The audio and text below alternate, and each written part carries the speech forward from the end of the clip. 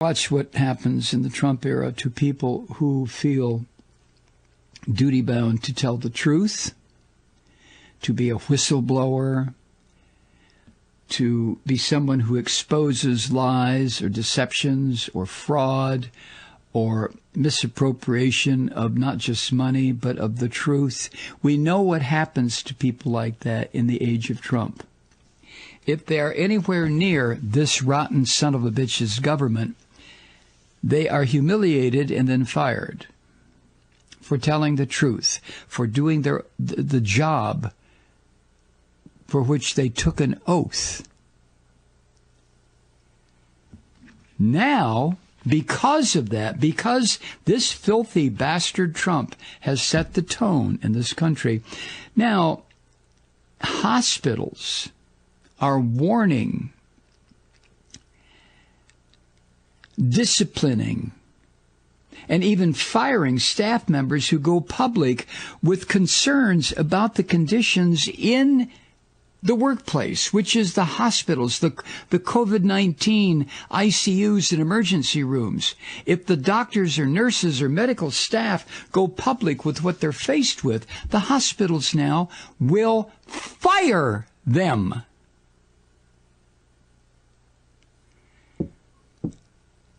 From the New York Times. It was the flyers bearing his photo that made Adam Witt suspect something had gone deeply wrong. Last week, Jersey Shore University Medical Center, where he worked as a nurse, posted the flyers at 2 security stations declaring that he was persona non grata. The writing said, beneath a picture of him looking tired and pained, quote, Mr. Witt is not allowed on property at JSUMC, Jersey Shore United Medical Center. If he is seen on property, please contact your supervisor immediately, end quote.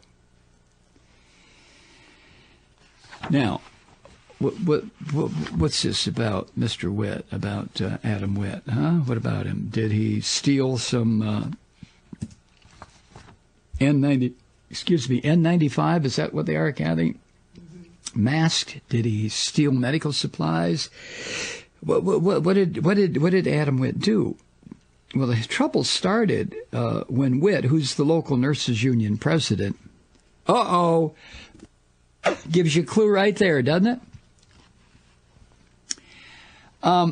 He learned that a fellow nurse had been disciplined for raising concerns on a private Facebook page. There is no such thing. I mean, the New York Times should put the 2 words private Facebook in quotes. There's no such thing as a fucking private Facebook page. Oh, you can unfriend people. You know, you can block your former boyfriend or girlfriend or wife or husband from seeing your Facebook page, but there's no such thing as a private Facebook page. But I digress. He learned that a fellow nurse had been disciplined for raising concerns on a private Facebook page about coronavirus exposure at the hospital.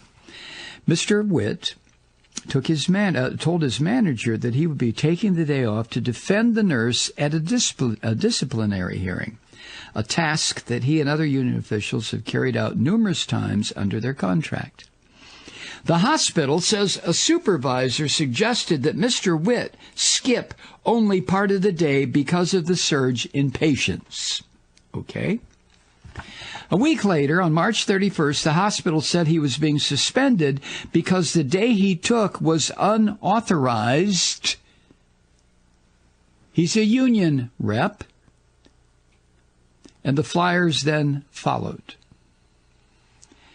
In an interview with the New York Times, Witt said, quote, it's not what they normally do in these cases. You don't get wanted posters. He was fired Monday after a disciplinary hearing. His employer cited the absence, but he knows that the firing stemmed from his persistent questioning of the administration during the pandemic, including his own social media posts. Now, I started with that because the Times article, when you do human interest journalism, you start with the micro and expand out to the macro. Micro being one person who's experiencing something, and then the story broadens out. It's an old journalism trick, and it's a good one. So now we're going to move to the macro. As the coronavirus has escalated, workers as varied as grocery cashiers, customer service reps, flight attendants have clashed with the employers they accuse of failing to protect and properly value them. Amazon drew attention when it fired a worker who had led a protest over health concerns at a Staten Island warehouse. Remember that last week? And this is very reminiscent in the way the story is being told, and in fact, about miners, coal miners, who worked for these capitalist fucking slave owners, these mine owners, who would not provide the miners with breathing equipment so that they would go into the mines and after a number of years get black lung and die. Or in a situation where a respirator was required in a mine because all of a sudden there was, the canary in the mine sort of thing. All of a sudden the CO2 levels became intolerably high and they were about to die from that. But the mine owners would not provide them with the necessary equipment to stay alive. So here we are again, only this is not in a coal mine. But perhaps, the Times writes, the most curious and persistent management labor tension has arisen between healthcare providers like doctors and nurses who are on the forefront. They're right there. These are the Marines charging onto Okinawa or some island in the Pacific. You've seen those old World War II footages, America in Color or the Pacific War in Color. Jesus fucking Christ, it was a bloodbath. There they went, Marines. Look at the videos of D-Day in Europe, same thing. And now we have doctors and nurses who are at the forefront of this battle. So the conflict now is between them and the administrators they report to. This is what Bernie Sanders has been talking about for so fucking long. About the medical or the health insurance industrial complex.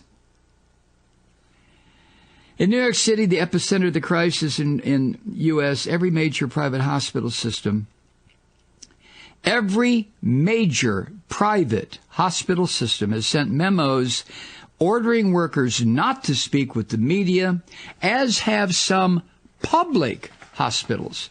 Hospitals primarily funded by tax dollars. One system, NYU Langone, is that how you pronounce it? Medical Center, which has more than 30,000 employees at 6 inpatient centers, dozens of outpatient facilities, and the New York University School of Medicine, sent an email on March 27th warning that staff members speaking to the media without permission, quote, will be subject to disciplinary action, including termination, end quote. The email was reported earlier by Bloomberg.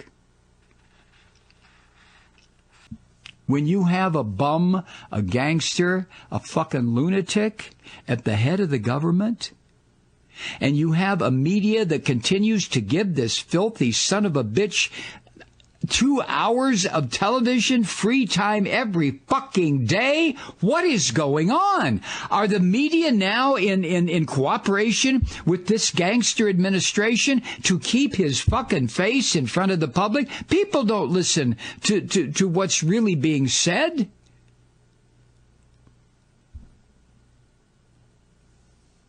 They don't understand that every word out of this fucker's mouth is a lie.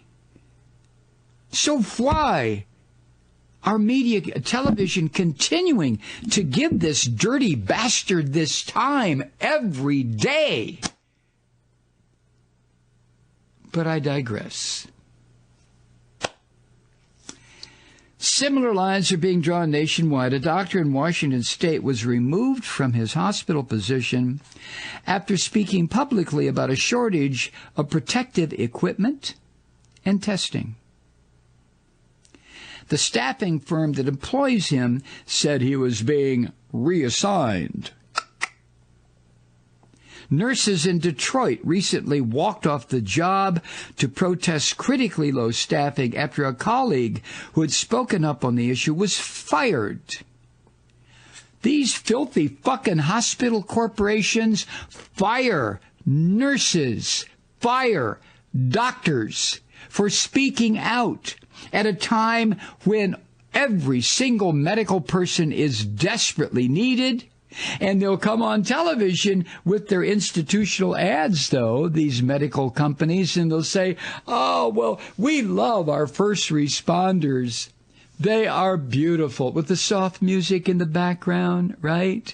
And the soft focus camera work, right? Oh, the first responders, they're so wonderful. Brought to you by blank blank hospital association. But in the real world, if these doctors and nurses say anything about the shortage of material, thanks to the example set by the pig fucker in the White House, they'll be fired. Now tell me, does that sound like a hospital organization that cares about saving lives? Doesn't to me. Hey, Truth Seekers, Mike Malloy here. While you're sheltering in place and practicing safe social behavior, probably catching up on the Malloy cast, remember, we have a new weekly program just for our patron supporters. There are other thank you gifts for your support. Remember, visit MikeMalloy.com and click on the big patron link on the main page. You can't miss it, and we can't do without you.